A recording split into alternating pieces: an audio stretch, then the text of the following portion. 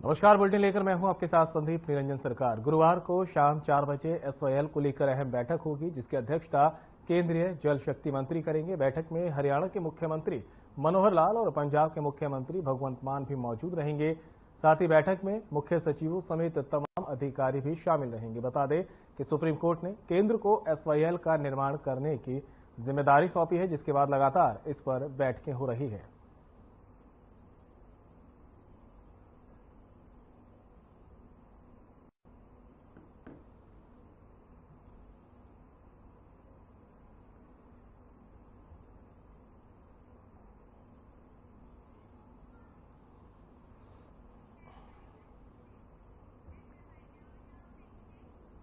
चंडीगढ़ में सीएम मनोहर लाल की अध्यक्षता में हाई पावर परचेज कमेटी की बैठक हुई है, जिसके बाद बैठक में लिए गए निर्णय की जानकारी कैबिनेट मंत्री मूलचंद शर्मा ने दी है और फैसलों के बारे में बताया। उन्होंने बताया कि कक्षा 6, 7 और 8 की किताबों की खरीद को मंजूरी दी गई। साथ ही एग्रीकल्चर की परचेज को भी मंजूरी दी गई है। बैठक में कई और फैसलों पर भी मोहर लगी है। मनोहर लाल जी के नेतृत्व में जो हाई पावर कमेटी, उसमें अपने जो बुक्स हैं 6ठी, 7वीं, 8वीं, इनकी बुकों की परचेजिंग थी और दूसरा एग्रीकल्चर की परचेजिंग थी। बाकी सब कमेटी की मीटिंग थी और उसमें जो कि अपने एग्रीकल्चर संबंधित, शिक्षा संबंधित उनकी परचेजिंग की गई। और क्यों समय है, उसे समय भी क्यों आने वाले समय पेपर हैं, एग्जाम होने वाले हैं और जल्दी इनकी किताब परचेज कर जल्दी बच्चों को देने का। चंडीगढ़ में बीजेपी के संगठन मंत्री फणींद्र नाथ शर्मा और बीजेपी प्रदेश अध्यक्ष नायब सिंह सैनी के बीच अहम बैठक हुई है। बताया जा रहा है कि यह बैठक संगठन की मजबूती को लेकर हुई और जल्द ही संगठन में बदलाव की सूची भी जारी हो सकती है, जिसके बाद बैठक में हुई चर्चा की जानकारी साझा की गई। विषय माननीय सर्वोच्च न्यायालय के ध्यान में है और सर्वोच्च न्यायालय ने जो बात कही है, जो पानी हरियाणा को मिलना चाहिए वो पानी उसको अवश्य मिले, क्योंकि एक्स्ट्रा पानी नहीं मांग रहे। जो हमारे हरियाणा के हिस्से का पानी है उसी पानी को मांग रहे हैं और माननीय सर्वोच्च न्यायालय ने जो कहा है उसके अनुसार पंजाब के नेता जो बात कर रहे थे।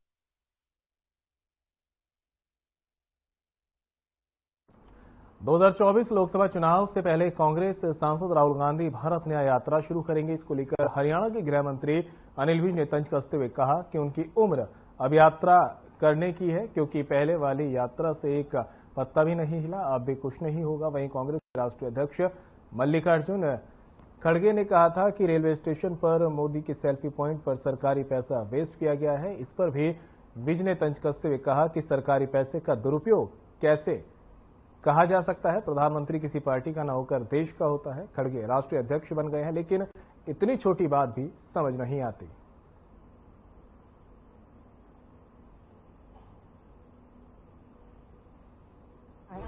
ये मेरे खेत पर कब्जा लगा। अब उनकी उम्र यात्रा करने की ही है।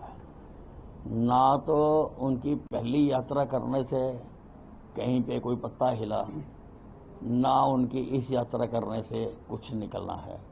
हाँ, मनोरंजन के लिए ठीक है, वो काफी कुछ करते रहते हैं। क्या ना है ये अंबाला से भाई बहन के रिश्तों को शर्मसार करने वाला मामला सामने आया है। बताया जा रहा है कि 2 बहनें अपने पिता के साथ रह रही थी, जिसमें से एक के साथ चचेरे भाई ने ही दुष्कर्म की वारदात को अंजाम दिया है। पति पत्नी के बीच विवाद चल रहा था। पत्नी 4 महीने से अपने मायके में रह रही थी। बच्चियां जब मां के पास पहुंची तो अपनी आपबीती सुनाई। पीड़िता की मां ने पुलिस में मामले की शिकायत दी है और जिसके बाद पुलिस ने मामला दर्ज कर आरोपी की तलाश शुरू कर दी है।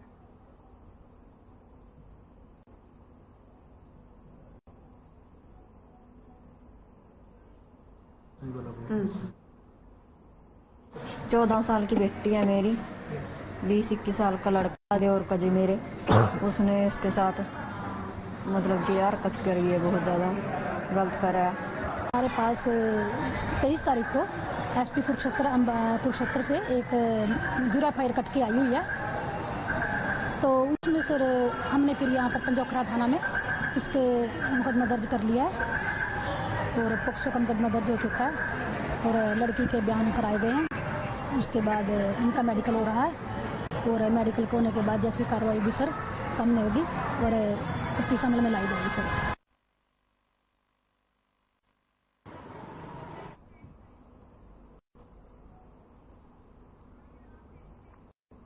फरीदाबाद पुलिस ने हत्या की वारदात को अंजाम देने वाले आरोपी को गिरफ्तार कर लिया। बता दें कि 15 दिसंबर की सुबह कंट्रोल रूम को सूचना मिली थी कि चाय की दुकान चलाने वाले रमन की हत्या की वारदात को अंजाम दिया गया था। पुलिस ने मौके पर पहुंचकर पाया कि शव के सिर और गर्दन पर चोट के निशान थे।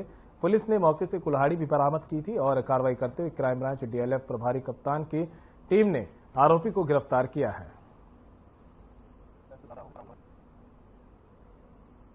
15 तारीख की रात को अज्ञात व्यक्तियों के द्वारा उसकी जो हत्या है वो धारदार हथियार से मार करके कर दी गई थी।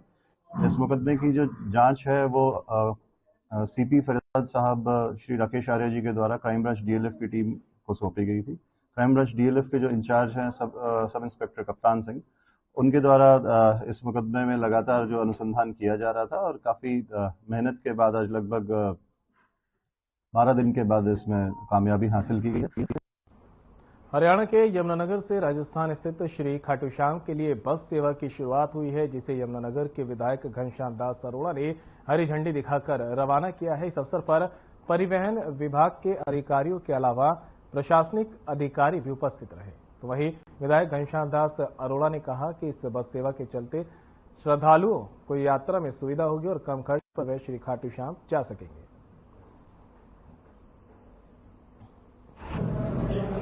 तीर्थ यात्री जो यहाँ से खाटू श्याम जी जाना चाहते हैं या जाना चाहते थे, उनके लिए सीधी बस की सेवा उपलब्ध नहीं थी।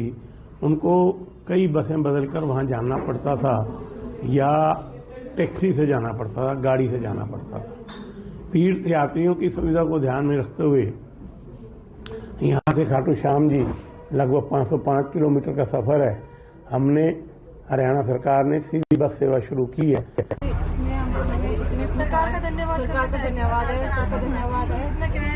किराया कम है, यात्रियों को बहुत सुविधा है। देखिए, ये काफ़ी लंबे समय से डिमांड थी। माननीय विधायक जी द्वारा इस बस को हरी झंडी दिखाई गई। लोगों को जैसे जाना पड़ता है, खाटू श्याम जाते हैं जो धार्मिक आस्था रखते हैं, तो उसमें क्या है कि वो उनको काफ़ी महंगा पड़ता है। तो हमने एक बस शुरू करी है। अब सप्ताह में 3 दिन बस जाएगी, मंगलवार, वीरवार और शनिवार। हरियाणा सिविल मेडिकल सर्विसेज संगठन के आह्वान पर फरीदाबाद में सरकारी अस्पताल के डॉक्टरों ने ओपीडी सेवाएं बंद कर दी। आपको बता दें कि अपनी मांगों को लेकर ओपीडी सेवाएं बंद की गई हैं और मरीज नहीं देखे गए। मरीजों की परेशानी को देखते हुए सीएमओ डॉक्टर विनय गुप्ता और अस्पताल की पीएमओ डॉक्टर सविता यादव ने ही मरीजों को देखा।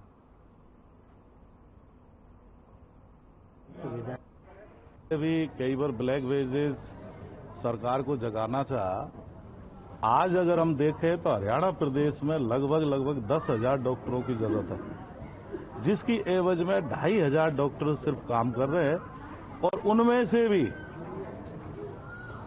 जो चाहे पे स्केल समझें, चाहे और समस्याएं समझें, उनमें से भी लगातार वीआरएस ले रहे हैं। हमने सरकार से काफी टाइम से आग्रह भी किया, कई बार रोष प्रकट भी किया, लेकिन मजबूरन आज हमको ओपीडी बंद करनी पड़ी। डॉक्टर्स एचसीएमएस के डॉक्टर्स ने स्ट्राइक कर दी है। हालांकि हमने इनको बहुत समझाया था कि एचएम महोदय और डीजी महोदय के आदेश भी हैं कि स्ट्राइक ना करें, इनकी मांगों पे गौर किया जाएगा। लेकिन उसके बावजूद ये कुछ डॉक्टर्स हैं जो अभी नहीं मौजूद हुए ओपीडीज में, लेकिन कुछ डॉक्टर्स ओपीडी देख रहे हैं।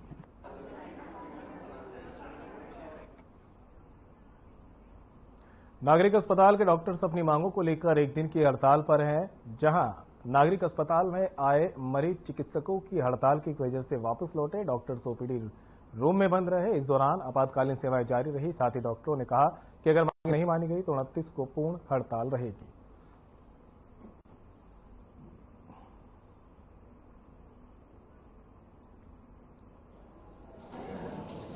27 को हमारा ओपीडी क्लोज का कॉल सिक्योरिटी की तरफ से दी गई थी, तो 29 को मतलब शटडाउन की कॉल दी गई है, क्योंकि हमारी जो 2 साल पहले एचएम साहब ने सीएम साहब ने जो हमारी मांगे अप्रूव कर दी थी, उनका अभी तक कोई निस्तारण नहीं हुआ है। जिसमें हमारी मेन एसीपी डायनेमिक एसीपी का था, और स्पेशलिस्ट कैडर बढ़ाने का था। और थर्ड थी हमारी डायरेक्ट एसएमओ की भर्ती ना की जाए, फोर्थ पीजी बॉन्ड में संशोधित किया।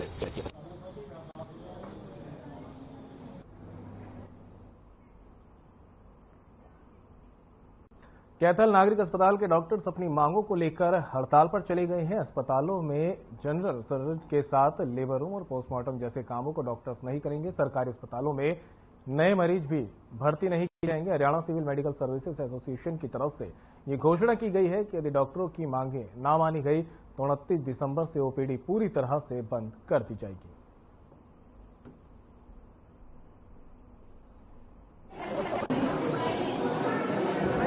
जो है 4 मांगे हैं जो लगातार हम पिछले 2-3 साल से हम मांगे कर रहे हैं, सरकार से मांग कर रहे हैं, तो वो उन मांगे हमारी जो पूरी नहीं हो रही है, इस वजह से हम स्ट्राइक पे हैं। तो और मांगे हैं कि बताया मैंने कि सबसे पहले तो हमारी मांगे स्पेशलिस्ट कैडर की, इसमें पे जो सरकार ने वादा कर रखा 3 साल से कि स्पेशलिस्ट कैडर लागू किया जाएगा, वो लागू नहीं हो पा रहा है। हरियाणा में सरकारी अस्पताल के डॉक्टर हड़ताल पर हैं। ओपीडी सेवा में तैनात सभी चिकित्सक भी हड़ताल में शामिल हो गए। डॉक्टरों की हड़ताल की वजह से मरीजों की परेशानी बढ़ती दिख रही है। डॉक्टर विपिन गोंदवाल के नेतृत्व में सभी डॉक्टरों ने सिविल सर्जन कार्यालय के बाहर इकट्ठा होकर रोष प्रकट शुरू कर दिया। इससे पहले डॉक्टरों ने 9 दिसंबर को 2 घंटे की सांकेतिक हड़ताल की थी। इसके बावजूद पदोन्नति, एसीपी में देरी, चार्जशीट मामलों में की जा रही देरी से डॉक्टरों में रोष है।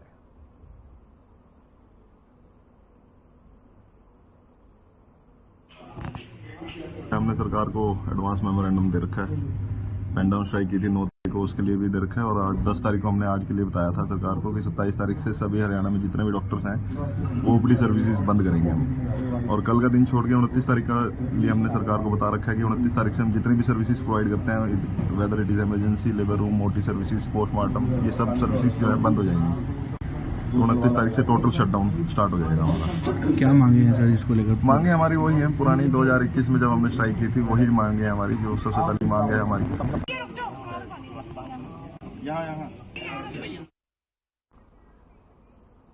साइबर सिटी गुरुग्राम में अपनी 4 मांगों को लेकर नागरिक अस्पताल के डॉक्टर हड़ताल पर बैठ गए। डॉक्टरों के हड़ताल पर जाने से सेवाएं चरमरा गई। नागरिक अस्पताल में इलाज के लिए पहुंचे मरीज ओपीडी की स्लिप लेकर भटकते नजर आए, लेकिन उनकी सुनने वाला कोई नजर नहीं आया। डॉक्टरों की हड़ताल से परेशान मरीज सरकार को कोसते नजर आए हैं। नागरिक अस्पताल में उपचार के लिए पहुंचे मरीजों की माने तो सुबह 5 बजे से ओपीडी की पर्ची बनवाने के लिए लाइन में खड़े थे। पर्ची बनने का समय आया तो मालूम चला कि डॉक्टर हड़ताल पर है। सुबह से आया हूँ बिना खाए, 8 बजे ड्यूटी छोड़ के भी आया था मैं कि चलो मैं सुबह जल्दी जाऊंगा तो मेरा काम हो जाएगा, मैं ड्यूटी भी कर लूंगा। और यहाँ पे आके देखा तो सब कुछ बंद था। अब इलाज नहीं है ना, मेरी आंखों में बिल्कुल चुभन हो रही है। हमारी जो है लंबे टाइम से 4 मांगे चल रही हैं, जिसमें एक स्पेशलिटी कैडर था और जिसमें गवर्नमेंट पहले से ही उन्होंने अप्रूव किया हुआ है, लेकिन वो अपनी अप्रूवल को भी आगे लागू नहीं कर पा रहे हैं। उसके बाद हमारी एक एसीपी की डिमांड है, जिसमें 4, 9, 13, 20 पे एसीपी लगाया जाता है। मतलब 4 और 9 और 13, 20 साल की सर्विस होने पे 4 अपग्रेडेशन होते हैं ग्रेड पे के। तो वो है। तीसरी है कि हमारे जो भी इन सर्विस जो डॉक्टर है पीजी करने जाते हैं, एमडी एमएस करने जाते हैं, जिससे कि हमारे को ज्यादा से ज्यादा स्पेसेस मिले। हरियाणा के सरकारी अस्पतालों में स्थिति काफी बिगड़ने वाली है। राज्य के सरकारी अस्पतालों में कार्यरत डॉक्टर बुधवार से हड़ताल उन्होंने शुरू कर दी। इस दौरान ना तो किसी मरीज की जांच की जाएगी और ना ही किसी मरीज की सर्जरी होगी। नए मरीजों को जनरल वार्ड में भी इलाज के लिए भर्ती नहीं किया जाएगा। डॉक्टरों ने अपनी मांगों को लेकर हड़ताल की, जिसमें एक विशेषज्ञ कैडर का गठन करने सहित एसएमओ सीधी भर्ती पर रोक लगाई जाए। पीजी के लिए बॉन्ड राशि 1 करोड़ से घटाकर 50 लाख की जाए। एसीपी जल्द से जल्द लागू किया जाए। देखिए, हम लगभग 1 महीने से अपने मुद्दे रखने लग रहे हैं। आप लोगों के सामने भी, सरकार के सामने भी, जितने एमएलएज हैं उनको भी हमने ज्ञापन दिया है। डिप्टी कमिश्नर के माध्यम से भी हमने सरकार को ज्ञापन दिया है। हमारी 4 जो मुख्य डिमांड्स हैं उनके लिए ही, जिनके लिए इन प्रिंसिपल अप्रूवल सरकार दे चुकी है। कल भी एक बीजेपी के मीडिया प्रवक्ता आए हुए थे, तो उन्होंने जो है भी ये बताया कि इन प्रिंसिपल अप्रूवल दिया जा चुका है।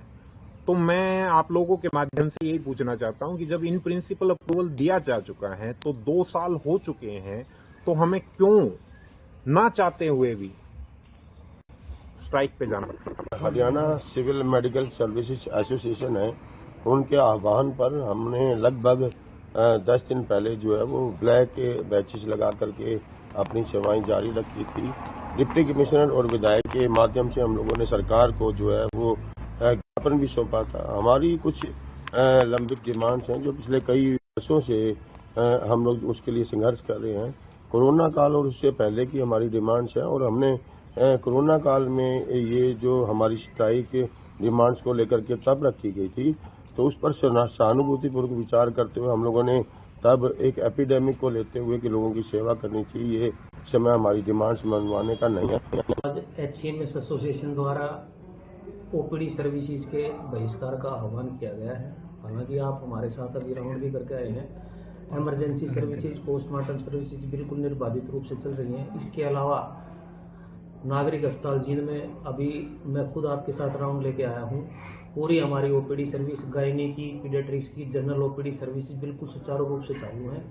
कोई भी मरीज जो है लंबी लाइन में लगी हुई, सारे मरीजों को अटेंड किया जा रहा है। कैजुअलिटी भी चालू है और हमने सफिशिएंट डॉक्टर यहाँ लगाए हुए हैं और पूरी तरह से किसी तरह कोई भी सर्विसेज हमारी ओपीडी की बाधित नहीं है। से आए हैं जी, हम खुद के बच्चा की दवाई लेने आए थे तो 25 तक दवाई, लेकिन डॉक्टर नहीं मिले। तो बच्चा बीमार है, ज्यादा बीमार है? खांसी की दिक्कत है, दिमाग घनी खांसी हो रही है, दिमाग सिर की नसा भी फटम हो रही है, छाती में भी दर्द रहा है, खांसी के कारण हो रहा है। सोचा था दवाई लेना, तो डॉक्टर है नहीं, हड़ताल पे बैठे, जो परेशान हो रही। Hello hello hello hello hello.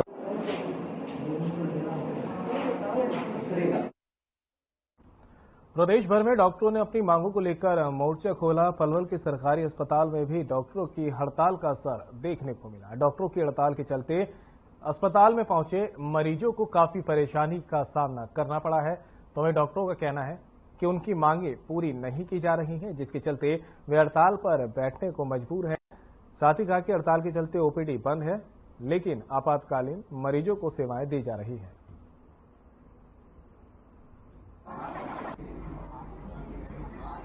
दिखाना था, लेकिन यहाँ कोई डॉक्टर नहीं बैठा। सुबह से आए हुए हैं, लेकिन डॉक्टर नहीं मिल रहा कोई भी। तो क्या आपको जानकारी थी कि तमाम डॉक्टर हरियाणा में हड़ताल पर हैं? यहाँ हम दिखाने के लिए आए हैं मरीज को, काफी देर से लाइन में लगे हुए हैं, हमें पता नहीं था कि हड़ताल है, हम काफी परेशान हो रहे हैं। फरीदाबाद में नेशनल हाईवे नंबर 19 पर सुबह घने कोहरे के चलते एक ऑटो और कार में जोरदार टक्कर हो गई है, जिसके चलते ऑटो में बैठी 6 सवारियां घायल हो गई और ऑटो बुरी तरह से क्षतिग्रस्त हो गया है। बता दें कि ऑटो में बैठी एक सवारी के मुताबिक इस हादसे में कार चालक की गलती बताई जा रही है। वहीं चालक घटना के बाद मौके से फरार हो गया। केवल लापरवाही के कारण हुआ है। एक अर्टिगा रोड पर खड़ी, बीच रोड पे रोक रखी थी उसने। हम 40 की स्पीड में थे, रोकने की कोशिश करी, एकदम दिखा कोहरा ज्यादा था, लगी हुई। गलती किसकी थी? उसकी गाड़ी, गाड़ी वाले ने बीच रोड पे वहां पे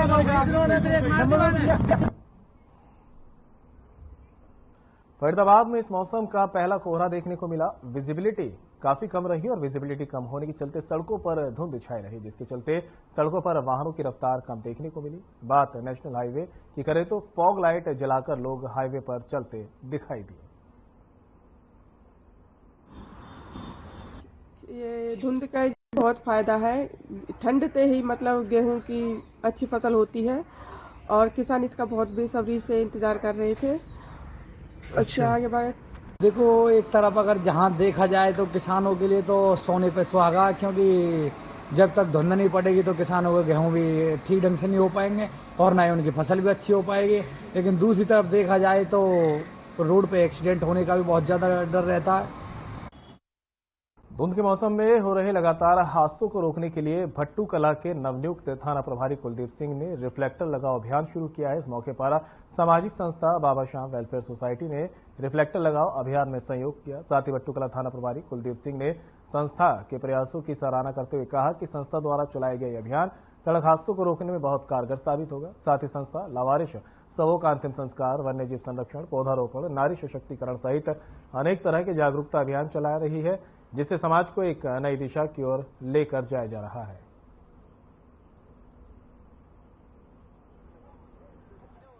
आज हम सभी मौजूद व्यक्तियों के साथ जो धुंध ज़्यादा पड़ रही है ताकि एक्सीडेंट ना हो, इस करके हम प्रत्येक व्हीकल के ऊपर रिफ्लेक्टर लगाने का काम कर रहे हैं ताकि धुंध से बचा जा सके। और जो व्हीकल ड्राइवर है उनको भी हिदायत दी गई है तो गाड़ी जो है अपनी धीरे चलाएं, सोच समझ के चलाएं। आजकल धुंध का मौसम है, फर्क पड़ेगा इससे। पीछे से आने वाले व्हीकल के ऊपर जो है लाइट पड़ेगी, उसको पता लग जाएगा कि आगे व्हीकल कोई जा रहा है। और मैं ये भी संदेश दे रहा हूँ व्हीकल ड्राइवरों को तो कोई भी जो है धुंध के टाइम में गाड़ी को जल्दबाजी में क्रॉस ना करे। और देखिए हमारे देश के अंदर जो सड़क हादसों के अंदर मृत्यु की बात करें तो प्रत्येक 3 मिनट बाद एक मौत होती है, सड़क हादसे की बात होती है। इन ऐसी दुर्घटनाओं को रोकने के लिए जो हम लोग मिलकर प्रयास कर रहे हैं, सभी साथी जो बच्चों थाना है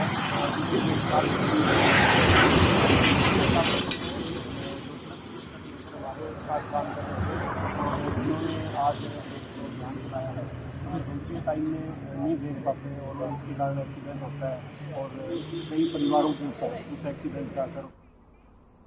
कुरुक्षेत्र के पिहोवा के गांव गोमथला में गुल्ली डंडा खेलने के दौरान बच्चों के बीच हुई मामूली कहासुनी में एक युवक ने छात्र की चाकू मारकर हत्या कर दी। इस हमले में एक अन्य छात्र बुरी तरह से जख्मी हुआ है, जिसको इलाज के लिए अस्पताल में भर्ती कराया गया। पुलिस ने शव को कब्जे में लेकर आगे की कार्रवाई शुरू कर दी है। किस्सा है यहाँ, छोटे छोटे बच्चे लड़ रहे थे जी। हाँ तो एक बार समझा दिए, बड़े भैया ने बुला कर लिया, उसने चक्कू मार दिया जी नाड़ पर, एक का गाल पर मार दिया। किस किस के लगे चक्कू? एक शुभकर्ण का है, एक आदित्य का। कहाँ के रहने वाले हैं? गुमथला गढ़ू के। कौन सी क्लास में पढ़ रहे हैं? एक 9th में जी, एक +1 में। अच्छा, मारने वाले कौन है? ये चमारों के आगे। नाम बताओ, उनका नाम बताओ। एक का नाम प्रिंस है जी, एक का नाम राहुल है, एक का नाम क्रिश है जी। इतना। हाँ। अच्छा, भाग गए वो? हाँ जी। ठीक, अभी आप कहाँ लेके आए? हॉस्पिटल में? हाँ जी, सरकारी हॉस्पिटल में लेके आए। कैसी स्थिति है उनकी? डॉक्टर ने कोई बता दिया।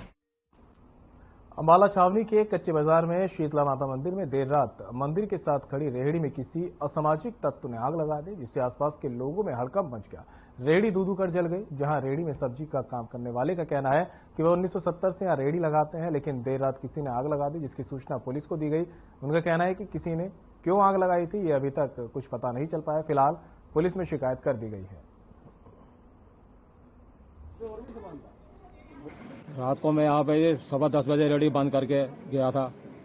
1970 से हमारे यहाँ रेहड़ी खड़ी होती है मंदिर के अंदर, और पहले हमारे यहाँ बाबूजी रहते थे, तो अब रेहड़ी का काम हम ही संभाल रहे हैं। तो रात को किसी ने 10:30 बजे यहाँ पर आग लगा दी है हमारी रेहड़ी पे। सवेरे में जब आया तो यहाँ पे आग लगी। और बुलेटिन में मेरे साथ इतना ही, दीजिए इजाजत, नमस्कार।